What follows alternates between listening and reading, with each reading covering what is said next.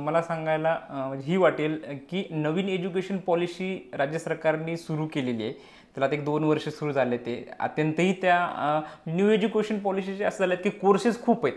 आणि म्हणजे विद्यार्थ्यांना आता जर आपण कल पाहिला विद्यार्थ्यांचा, तर BBA, BCA, BCS, data science ह्या ठिकाणी विद्यार्थ्यांचा ओढा खूप येतो. कारण का डिग्रीनंतर तुम्हाला इमिडिएटली जॉब मिळतील आणि हे कोर्सेस चांगले आहेत. आणि जेणेकरून विद्यार्थ्यांनी इमिडिएट ग्रॅज्युएशननंतर तुम्हाला ॲप्लिकेशन केल्यानंतर जॉबही मिळू शकतात.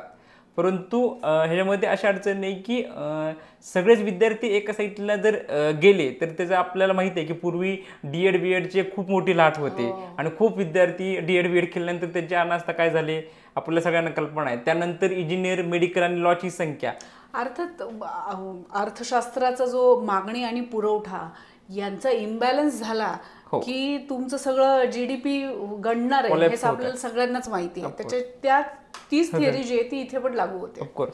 त्यामुळे मला असं वाटतं की विद्यार्थ्यांनी आपलं जे पोटेन्शियल आहे ना ते ओळखून त्या कोर्समध्ये खूप जाणं गरजेचं आहे. कारण काय, बहुतांश वेळा विद्यार्थी मास्टर डिग्री जरी केली तर मला अनेक विद्यार्थी ज्यावेळेस येतात त्यावेळेस ते म्हणतात की नाही मला नेट सेट पण करायची, PhD करायची, जमलं तर स्पर्धा परीक्षा, अशा गोंधळलेल्या अवस्थेत मुलं येतात. आणि त्यामुळं काय होतं, विद्यार्थ्यांचा फोकस नाही आहे. आणि काय होतं, ते एकदम इमोशनली येतात की सर मला म्हणजे ग्रामीण भागात नलं. मला असं वाटतं परिस्थितीचं किंवा गरिबीचं आता भांडवल न करता तुम्हाला आता स्वतः म्हणजे ही करावं लागणार आहे, बिल्ड करावं लागणार आहे